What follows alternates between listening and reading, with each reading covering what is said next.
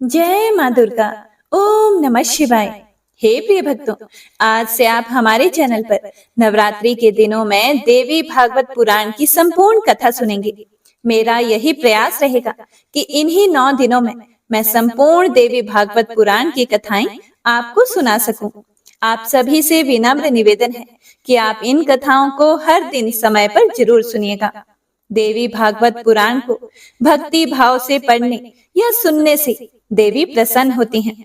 इससे महामारी और भूत प्रेत की बाधाएं दूर होती हैं। पुत्रहीन लोगों को पुत्र की प्राप्ति होती है। गरीब लोग धनवान हो जाते हैं। रोगी लोग स्वस्थ हो जाते हैं और जन्म जन्मांतर के विकार नष्ट हो जाते हैं।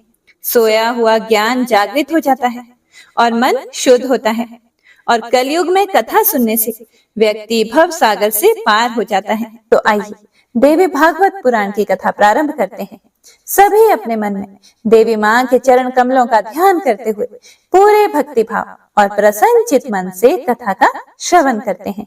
स्कंद प्रारंभ करने से पहले सुनिए श्रीमद् देवी भागवत पुराण का महात्म्य।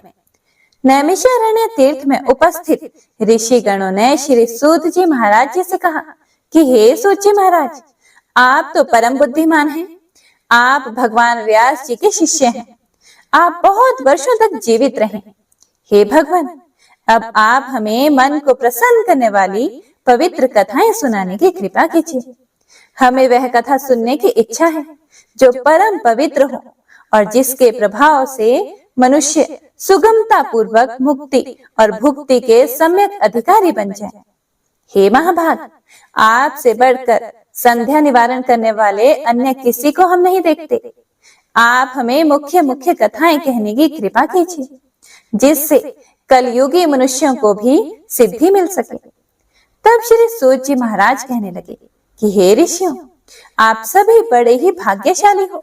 जगत के कल्याण होने की इच्छा से आपने यह बहुत उत्तम प्रश्न पूछा है। इसीलिए संपूर्ण शास्त्रों का जो सार रूप है, वह प्रसंग विशुद्ध रूप से मैं आप सभी के सामने उपस्थित रखता हूँ। ऋषियों ने कहा कि हे महाभाग सूत जी, आप तो वक्ताओं में श्रेष्ठ हैं। वह कैसा पुराण है और उसके सुनने की कौन सी विधि है और कितने दिनों में ये कथा संपन्न होती है? इस कथा में किस देवता का पूजन होना चाहिए और कितने मनुष्य पहले इसे सुन चुके हैं और उनकी कौन कौन सी अभिलाषाएं पूर्ण हो चुकी हैं, वह सब हमें सुनाने की कृपा कीजिए। तब श्री सूत जी कहने लगे, व्यास जी ने वेदों को 4 भागों में बांटकर उन्हें अपने शिष्यों को पढ़ाया, किंतु जो संस्कारहीन नीच कुल में उत्पन्न वेद पढ़ने के अनाधिकारी मूर्ख जन और स्त्रियां हैं, उन्हें धर्म का ज्ञान कैसे हो, ये चिंता उनके मन में जाग उठी। तब स्वयं मन में विचार करके उन्होंने उक्त प्राणियों के कल्याणार्थ पुराण संहिता का संपादन किया। 18 पुराणों की रचना करके उन्होंने मुझे पढ़ाया। महाभारत की कथा भी सुनाई। उसी समय मुक्ति और भुक्ति देने वाला देवी भागवत नामक पुराण रचा। स्व उसके वक्ता बने और राजा जन्मेजय को श्रोता होने का शुभ अवसर प्राप्त हुआ। पूर्व समय की बात है। जन्मेजय के पिता राजा परीक्षित थे। उन्हें तक्षक नाग ने काट दिया था। उनकी शुभ गति के लिए जन्मेजय ने देवी भागवत सुना।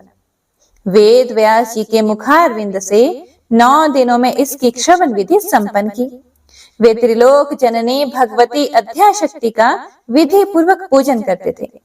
नवाह यज्ञ समाप्त होने पर उसी क्षण महाराज परीक्षित को भगवती का परम धाम प्राप्त हो गया। राजा जन्मेजय अपने पिता की दिव्य गति देखकर बहुत प्रसन्न हुए। उन्होंने महर्षि वेद व्यास जी की भली भांति पूजा की।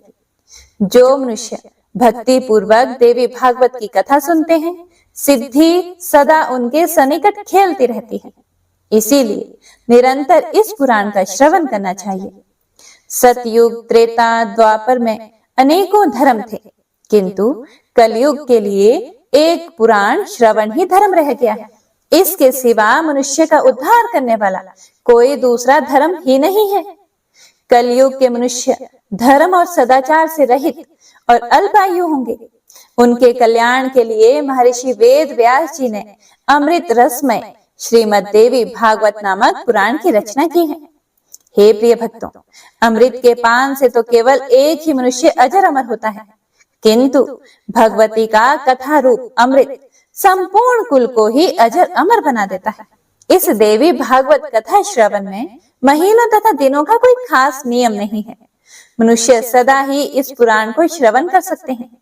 अश्विन, चैत्र, वैशाख और ज्येष्ठ के महीने में तथा 4 नवरात्रों में सुनने से, यानी कि 2 गुप्त और 2 प्रकट नवरात्रों में सुनने से यह पुराण विशेष फल देने वाला होता है। नवरात्र में इसका अनुष्ठान करने पर मनुष्य सभी पुण्य कर्मों से अधिक फल पा लेते हैं। अतः इसे नवाह यज्ञ कहा गया है। जो कलुषित हृदय वाले, पापी, मूर्ख, मित्रद्रोही, वेद की निंदा करने वाले और हिंसा में रत तथा नास्तिक हैं, वे भी कलयुग में इस नवाह यज्ञ से पवित्र हो जाते हैं, अर्थात उनका उद्धार हो जाता है। महान तप, व्रत, तीर्थ, दान, नियम, हवन और यज्ञ करने पर मनुष्य को जो फल दुर्लभ रहता है, वह भी नवाह यज्ञ से सुलभ हो जाता है। इसीलिए देवी भागवत सर्वोत्तम पुराण माना जाता है।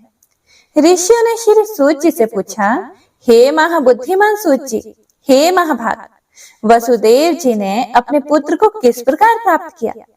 भगवान श्री कृष्ण ने परिभ्रमण करके प्रसेन को कहाँ खोजा और क्यों खोजा? श्रीमद् देवी भागवत की यह कथा वसुदेव जी ने किस विधि से सुनी और इसके कौन वक्ता हुए, ये बताने की भी कृपा कीजिए।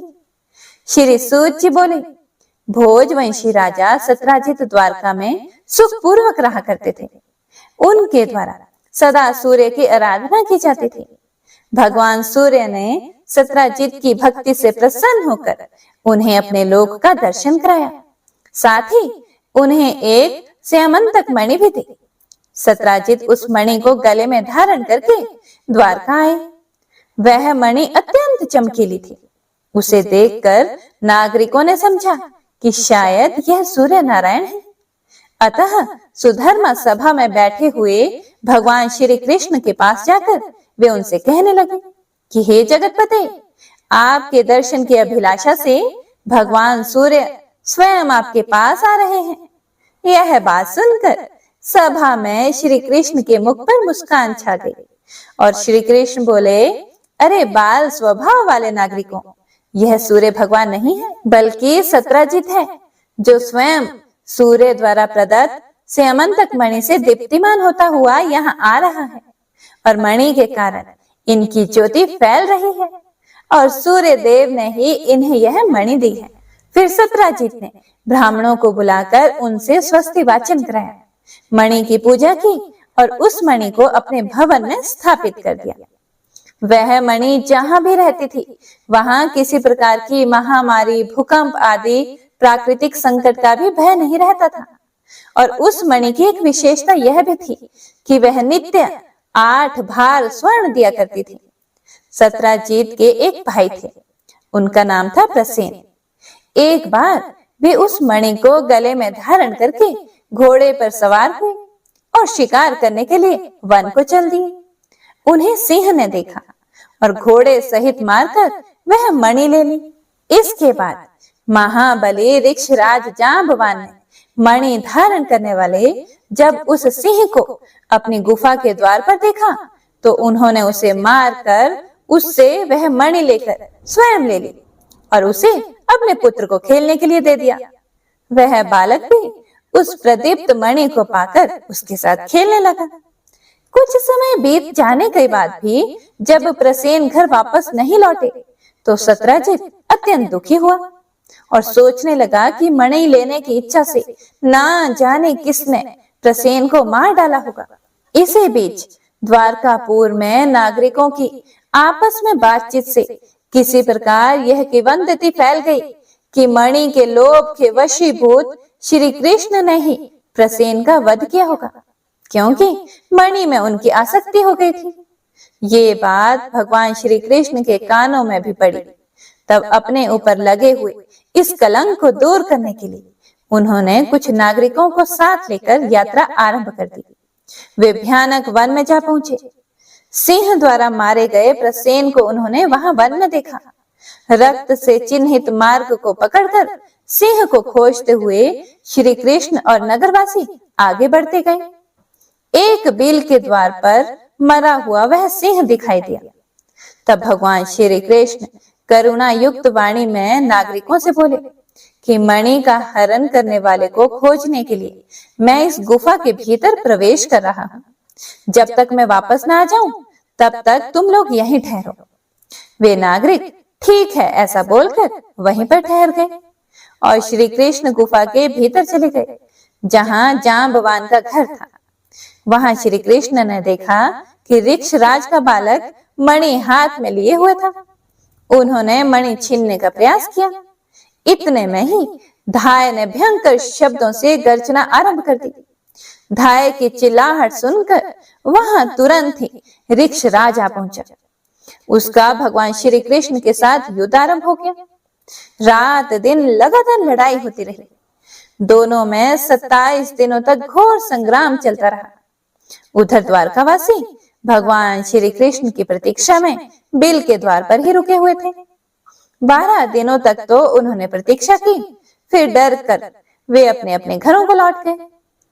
घर पहुंचने पर आरंभ से अंत तक सारा समाचार उन्होंने वहां कह सुनाया और वह सुनकर सबको बड़ा दुख हुआ। अब वे सभी सत्यजीत की निंदा करने लगे। अपने पुत्र की यह कष्ट कहानी महाभाग वसुदेव के कानों में भी पड़ी। परिवार सहित वे शोक सागर में डूबने उतारने लगे और महान शोक से मूर्छित हो गए और बार बार सोचने लगे कि अब मेरा कल्याण कैसे होगा। इस प्रकार की अनेकों चिंताएं उनके मन में उठने लगी। इतने में ही देव ऋषि नारद ब्रह्मलोक से वहां पधारे। वसुदेव जी उठकर खड़े हो गए, मुनि को प्रणाम किया, उनकी यथोचित पूजा की। नारद जी ने बुद्धिमान वसुदेव जी से कुशल समाचार पूछा। फिर कहा, नारायण नारायण। वसुदेव जी आप इतने चिंतित क्यों हैं? इसका कारण बतलाइए। वसुदेव जी कहने लगे, मेरा प्रिय पुत्र श्री कृष्ण प्रसेन को खोजने के लिए नगरवासियों के साथ वन में गया हुआ था। मरे हुए प्रसेन पर उसकी दृष्टि पड़ी। इसके पश्चात प्रसेन को मारने वाले सिंह को भी बिल के द्वार पर मरा देखकर श्री कृष्ण नागरिकों को द्वार पर ही रोककर स्वयं गुफा के अंदर चले गए। बहुत दिन व्यतीत हो चुके हैं, किंतु मेरा पुत्र अभी तक नहीं लौटा, जिससे मैं चिंतित हूँ। अतः हे मुने, आप कोई ऐसा उपाय बताइए जिससे मैं अपने प्रिय पुत्र को प्राप्त कर सकूं, जिससे मेरा प्रिय पुत्र शीघ्र ही वापस आ जाए। तब नारद जी बोले, हे यदुश्रेष्ठ, आप पुत्र की प्राप्ति के लिए अंबिका देवी की आराधना कीजिए। उनकी आराधना से शीघ्र आपका कल्याण होगा। वसुदेव जी ने पूछा कि हे देव ऋषि, वे अंबिका देवी कौन है? उनकी क्या महिमा है और कैसे उनका पूजन होता है? भगवान ये सब बताने की कृपा कीजिए। तब नारद जी बोले कि हे महाभाग वसुदेव जी, देवी के अतुलित महात्म्य का विस्तार पूर्वक वर्णन करने में कौन समर्थ है? अतः मैं संक्षेप में ही कह रहा हूँ, आप उसे सुने।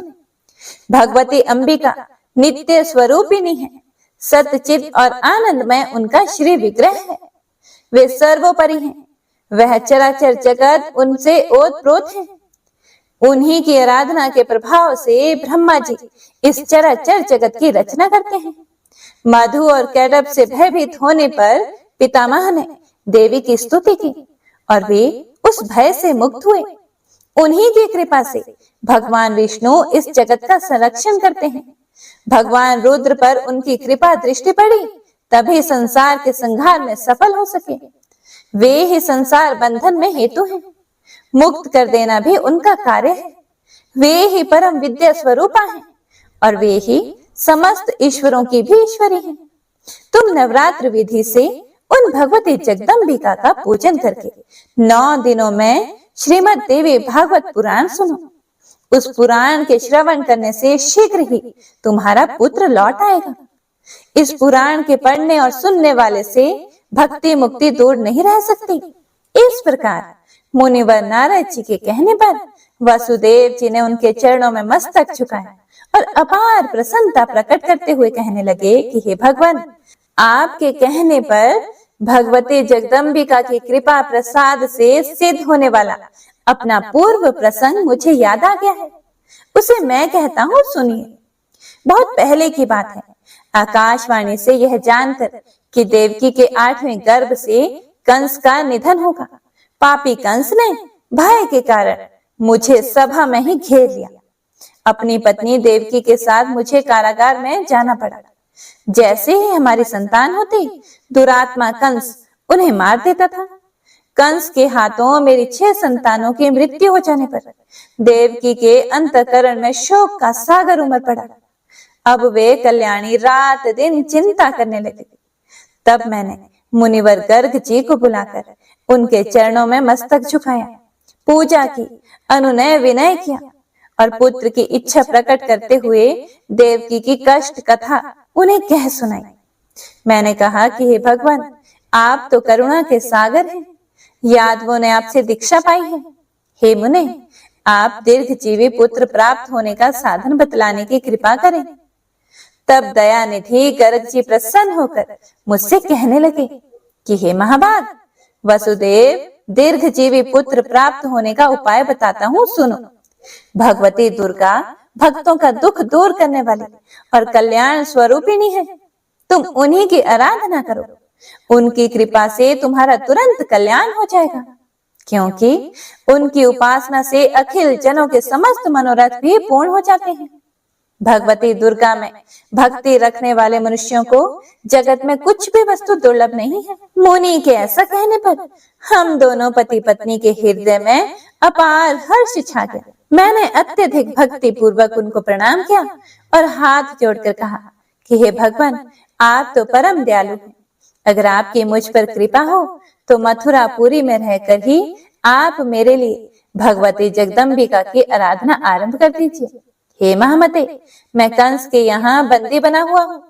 इस समय मुझसे कुछ भी होने की संभावना नहीं दिखती, इसीलिए आप ही इस दुख रूपी दुस्तर सागर से उद्धार करने की कृपा कीजिए।